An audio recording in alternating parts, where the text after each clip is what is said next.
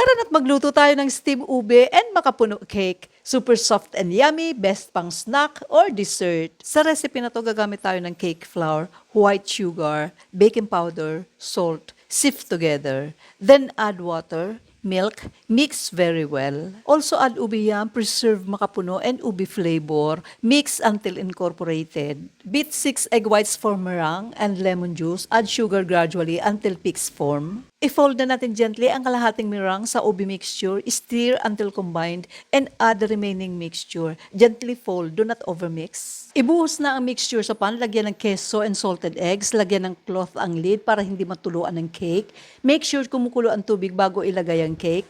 Steam for 40 minutes. Turn off the heat and ilagay ang natirang keso, takpan hanggang mag-melt ang cheese. Let it cool and best serve with hot coffee. Kainan na!